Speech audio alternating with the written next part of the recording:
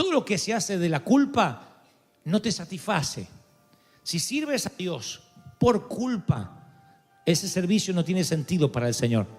Si adoras por culpa, tampoco. La culpa no te tiene que conducir a nada. Nunca llames a alguien por teléfono por culpa. Sí por arrepentimiento, o porque amas, o porque sabes que tienes que hacerlo, pero por la culpa no sirve. Cuando dices, lo voy a llamar porque me siento culpable de que no le habla a fulano, no sirve. Prefiere que no le hables a fulano y que cuando lo enfrentes le digas, mira, no quería hablarte, a que lo llames por culpa, que hagas cosas por culpa, asistir a cumpleaños por culpa, asistir a funerales por culpa. La culpa nunca va a provocar nada positivo en la vida de un hijo de Dios.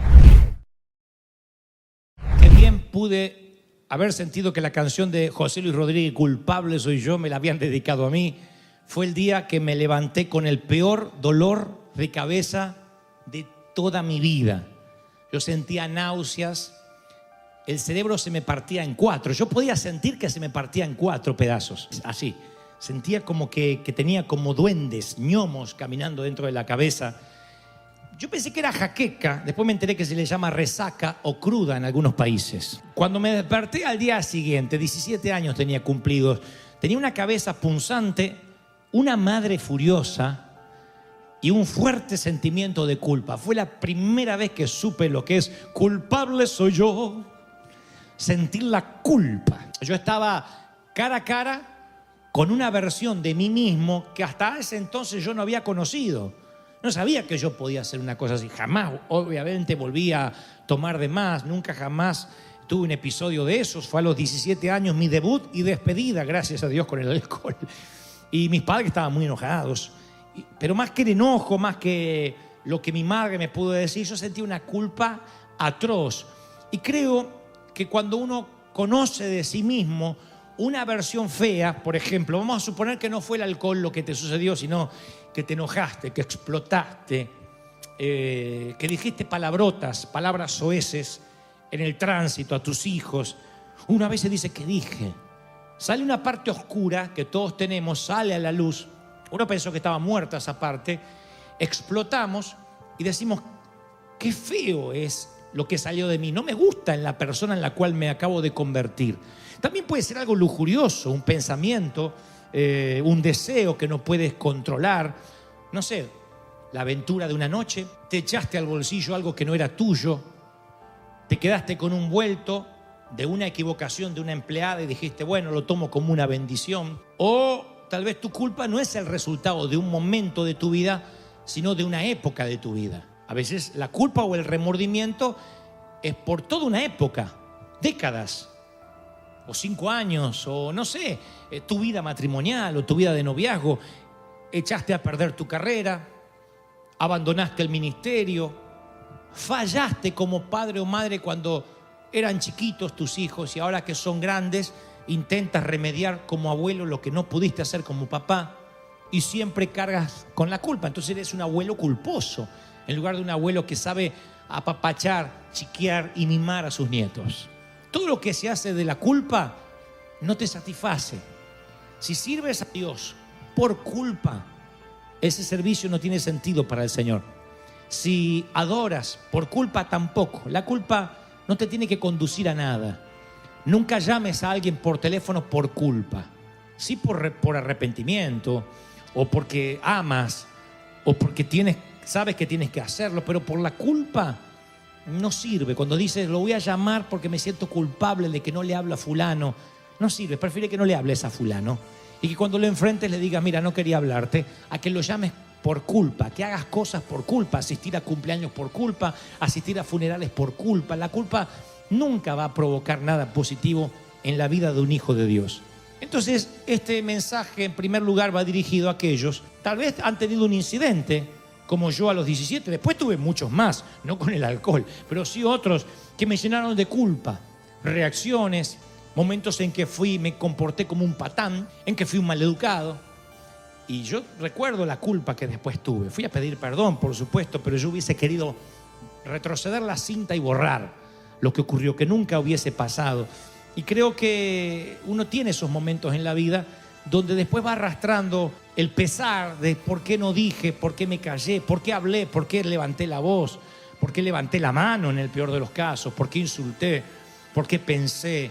No sé, creo que la culpa es algo que se le atribuye a la raza humana desde el huerto del Edén. Cuando el día comenzó a refrescar, dice Génesis 3:8, el hombre y la mujer oyeron que Dios andaba recorriendo el jardín y entonces corrieron a esconderse entre los árboles. Adán y Eva no sabían cómo enfrentar su fracaso.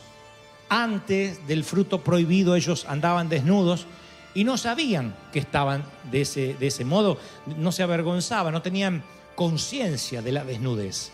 Pero a partir de comer el fruto que no tenían permitido comer, cuando Dios recorre el jardín, ellos van y se esconden entre los arbustos. Y nosotros tampoco sabemos cómo reaccionar cuando metemos las de andar, cuando metemos las patas. Y no nos escondemos en los arbustos, tenemos formas más sofisticadas de lidiar con nuestra culpa. Una de las maneras que tenemos para lidiar con la culpa es la adormecemos, la anestesiamos a la culpa, no la matamos, no la liquidamos, no la extraemos quirúrgicamente. Nosotros con la culpa lo que hacemos es adormecerla. ¿Con qué? Y con una botella de tequila, con una hora de pornografía en internet. La adormecemos con un encuentro en un hotel.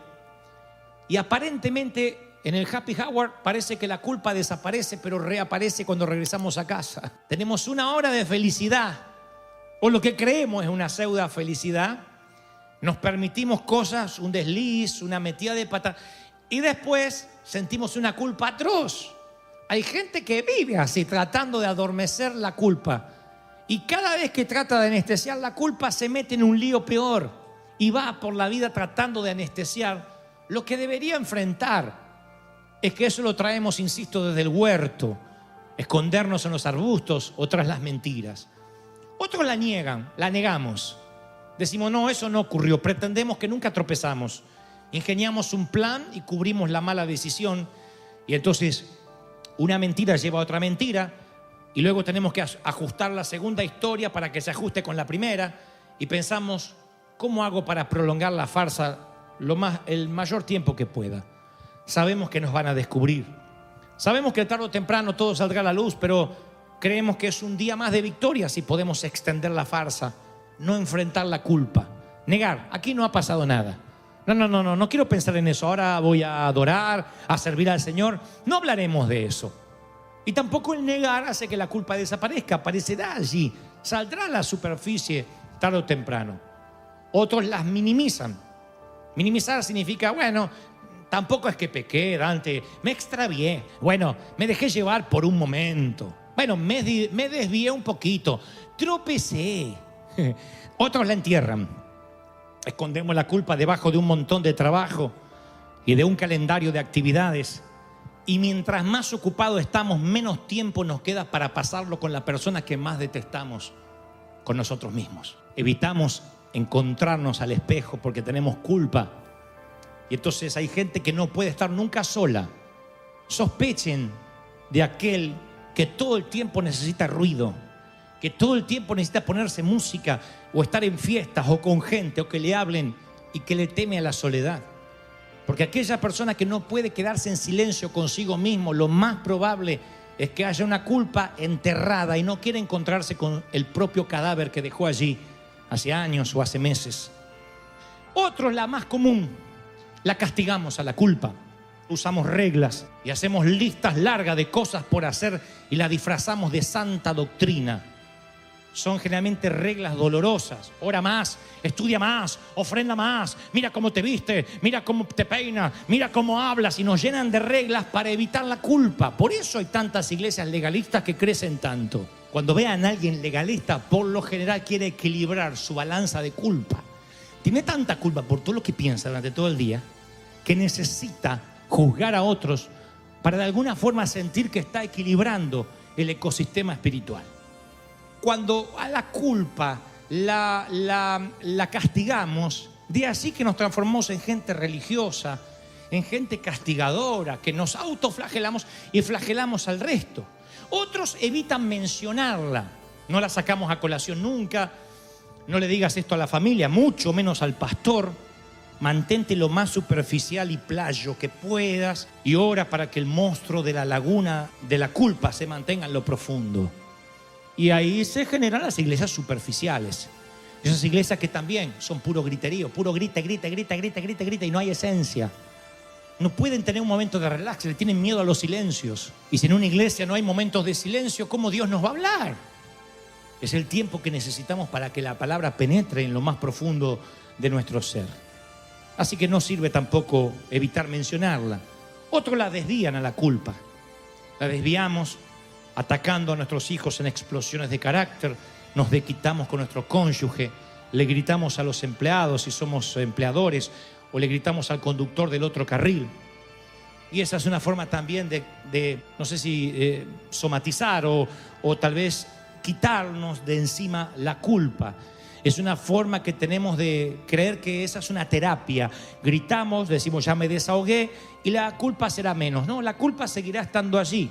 Tampoco sirve neutralizarla.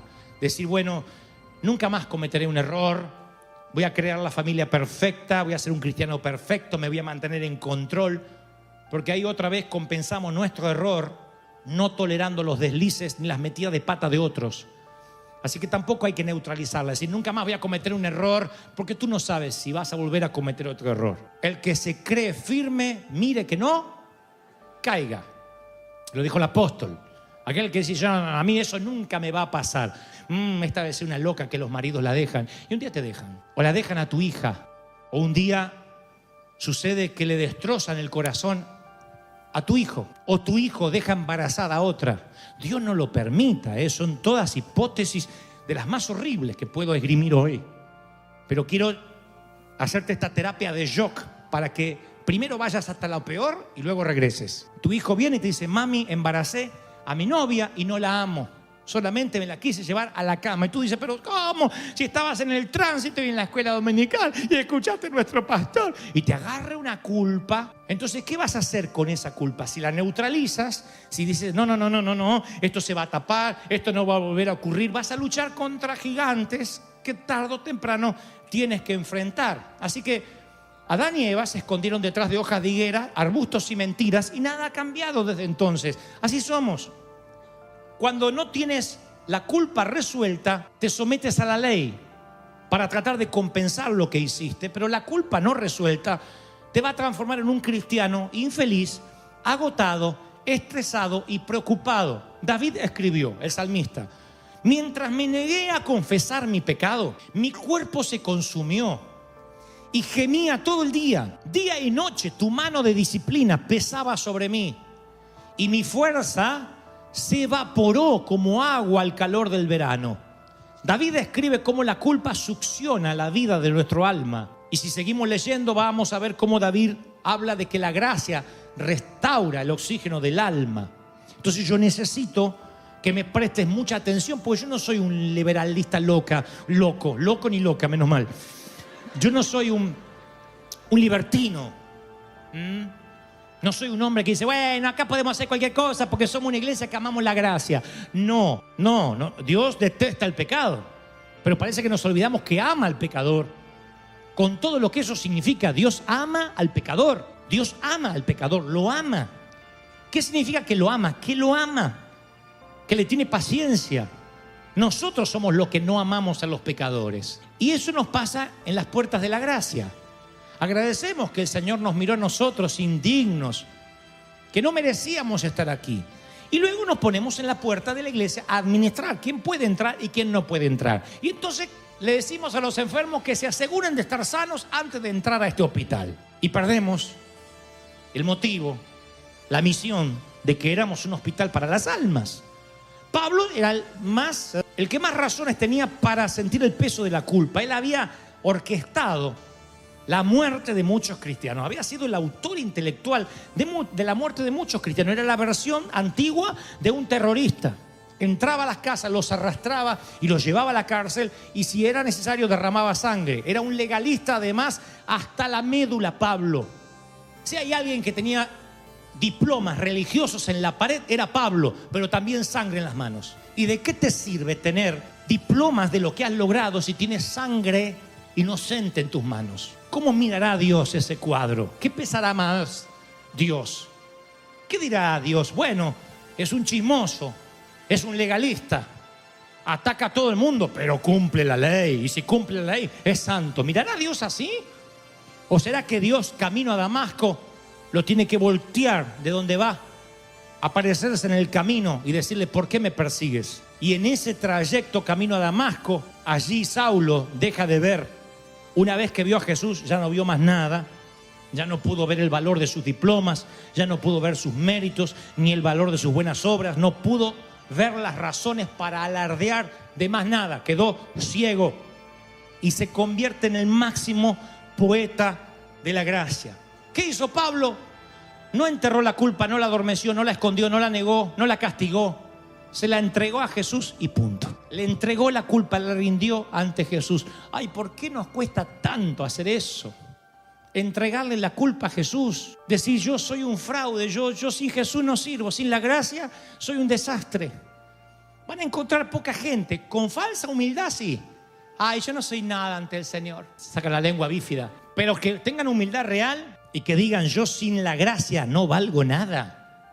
Sin la mano de Dios soy simplemente un hombre o una mujer sin oficio, sin profesión, sin talento. No van a encontrar gente que de verdad diga eso. Pablo, que había dicho, tengo tanto para gloriarme, terminó diciendo, hermano, yo no pretendo haberlo alcanzado, pero una cosa hago, olvidando lo que queda atrás, me olvido la culpa, me olvido los cristianos que maté. Ese bien pudo haber sido el aguijón de Pablo, su pasado. No se sabe qué era el aguijón. Hay de los que dicen que pudo haber sido una enfermedad. Otros alegan que era corto de vista, porque en algún momento Pablo dice, miren con qué grandes letras os escribo. Tal vez decían, no podía ver, por eso escribía con letras grandes. No lo sé. Otros dicen que luchaba con una debilidad y le pidió 2 veces que le quite el Señor. Y cada vez que le pedía al Señor que le quite el aguijón, Dios decía, no, bástate mi gracia, que mi gracia te alcance. Así que hay de los que opinan fuertemente de que bien Pablo luchaba con una debilidad. ¿Qué debilidad? No sé. Capaz que era un lujurioso, capaz que estaba atraído mucho a... No sé, no quiero esgrimir algo que nos arruine la imagen de Pablo, pero tenía una debilidad con la que él tenía que luchar. Sea lo que sea, ¿cómo hacía Pablo para vencer la culpa? Lo peor que te puede pasar si sirves al Señor es servir a Dios con culpa. Tú no puedes decir, es que yo vengo acá, no tendrías que estar sirviendo. Tú le dejas todos los días la culpa a los pies de la cruz. El pecado y la culpa. Le pides perdón y haces lo que tienes que hacer. Si no, ¿cómo hace Dios para usarlo? Imagínense que Dios dependiera de los santos perfectos, de los puros. El Señor nunca dijo que Él vendría a buscar pastores, evangelistas, diáconos, ancianos. Él dijo que venía a buscar una novia ataviada, y en esa novia entran todos independientemente de lo que somos, lo que hacemos. No importa si eres músico, si eres cantante, si eres servidor. Pero si no entiendes la gracia, vas a cargar con una mochila gran parte de tu vida. Así que, ¿qué le diría Pablo a un adolescente de 17 años abrumado por la culpa por tomarse una copa de más? Pablo le hubiese dicho, Dante, confía en la capacidad que tiene Dios para perdonarte. Abandona cualquier intento de salvarte a ti mismo o de justificarte. Deja de esconderte tras hojas de higuera. Sumérgete en la gracia de Cristo. No me lo dijo Pablo, me lo dijo un pastor, Luis Tolosa. Me dijo, te ama el Señor, flaco, te ama el Señor. Yo estaba tocando la batería con una carita, una cara de purrunguín tenía así, con una culpa, porque un fin de semana antes me había entonado. Entonces yo estaba con mis palitos así, con cara de purrunguín, tocando así. Y en un momento Luis Tolosa se da vuelta y me dice, a ti muchacho, tu nombre. Ay, dije, Dios mío, casi me sale Cabernet Sauvignon, una botella. Ante, ante, ente, ante, ente, ante. Y entonces, no me olvido más. Y me dice, muchacho, Dante o Dente, como te llames, ¿cómo te ama el Señor? Él tiene gracia para ti. Yo no sé qué has hecho, pero yo sé que estás en crisis porque me lo dicen tus ojos. Culpable soy yo. Ay, Dios mío. Me desarmó el hombre. Me desarmó porque una de esas noches él habló sobre lo que Pablo dijo. No pretendo yo haberlo alcanzado. Yo no soy un hombre santo, pero hay que seguir hacia la meta. Ese día entendí que un santo feliz está consciente de la gravedad del pecado, pero también consciente de la inmensidad de la gracia. El santo mora en la gracia, no en la culpa. Yo moro en la gracia desde aquel día. Así se define un alma en paz. Moro en la gracia de Dios. Y tú me dices, ¿crees que vas a ir al cielo? Yo nunca he sido ni más ni menos salvo que el momento que fui salvo por primera vez. Grábatelo. Tú no vas a ser ni más ni menos salvo que el momento que Cristo se salvó la primera vez. No es que el Señor pagó el down payment, la primera cuota, y después dijo, vamos a ver si entras al cielo. Él te salvó. Ninguna mala acción descuenta tu salvación. Y ninguna buena acción la puede enriquecer. Por más que hagas miles de cosas, no vas a enriquecer tu salvación, porque estarías agregándole algo a la sangre de Cristo que ya es suficiente. Pero entonces ninguna mala acción puede descontar tu salvación. Entiende eso, porque los cristianos hemos pasado décadas con culpa. Yo he descubierto hace muchos años que mi salvación no tiene que ver conmigo, tiene que ver con la cruz. Y desde entonces he decidido no ahogarme en la cloaca de mi propia condenación. Yo me imagino que cuando esté algún día rendiendo cuentas ante el tribunal de Dios y Dios me pregunte, yo voy a decir, ¿saben qué? ¿Dónde está Jesús? Allá. Él pagó todo por mí, está todo pago. Todo está pago, lo que consumí, lo que hice, Él pagó todo lo mío. Alguien tiene que decir, ese es mi Dios. Él pagó la cuenta. ¡Aleluya! Miren, el secreto de los acróbatas, ¿vieron del Cirque du Soleil? Esos acróbatas que de verdad son unas cosas increíbles en el aire. El secreto de los trapecistas es que el que vuela, el que se lanza, no hace nada y el receptor lo hace todo. Escuché a un trapecista muy famoso decir, cuando vuelo, simplemente estiro mis brazos y espero que mi amigo me atrape y me jale hacia la plataforma. Lo peor que podría hacer yo es tratar de alcanzar al receptor, porque si hago eso, no se supone que yo lo atrape. La tarea es que él me atrapa a mí. Si yo intentara aferrarme a sus muñecas, podría fracturárselas, o él podría fracturar las mías y sería el final de ambos. Entonces el acróbata volador tiene que confiar que el receptor lo va a atrapar. Y en el extraordinario acto trapecista de la salvación, Dios es el receptor y nosotros los acróbatas voladores. Y tu Padre, te doy mi palabra, nunca ha dejado caer a nadie. Siempre te atrapa. Y luego, dice el Señor, vuélvelo a intentar. Otra vez. Y te mandas una metida de pata fea. De esa que ya no deberías mandarte porque ya eres cristiano viejo, cascarudo, peludo, para no decir peludo. Y te mandan una metida de pata fea. Y entonces, en ese momento quedas otra vez en el aire. Si en ese momento tú quieres atrapar a Dios, vas a fracturarte las muñecas. Tienes que confiar. Haces. Y otra vez la gracia de Dios te sostiene. Eso ha sido gran parte de mi vida. Esa debería ser la tuya. Esperar que el gran atrapador te sostenga y no te suelte. Su sangre sigue siendo abundante para ti. Diré esto otra vez. Lo he dicho miles de veces en decenas de sitios y aquí también. Él te ama cuando eres fuerte y también cuando eres débil. Él te ama cuando estás limpio y cuando estás sucio. Su gracia es inagotable. A mí me hicieron creer que el Señor murió por los pecados que yo cometí antes de conocerlo. A mí me dijeron, ahora que Cristo limpió tus pecados y que encima te bautizaste, que me hicieron así como milanesa, vuelta y vuelta porque no había mucho agua, ya dejaste la mugre ahí. Ahora vive en santidad. Entonces yo siempre entendí, bueno, Cristo me perdonó de acá para atrás. De acá para acá depende de mí. Y un día el Señor me dijo, yo morí en la cruz por los pecados que hiciste, por lo que estás haciendo y por lo que cabezón vas a hacer. La sangre de Cristo es abundante hasta el último día que camines por esta tierra.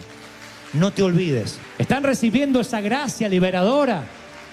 Están siendo santos por la sangre de Cristo. Celebra al Señor. Dile, Señor, celebro esta palabra. Bendito sea Dios. Gracias por llegar hasta el final. Si esta palabra tocó tu corazón, te animo a seguir escuchando lo que Dios tiene preparado para ti en los siguientes videos.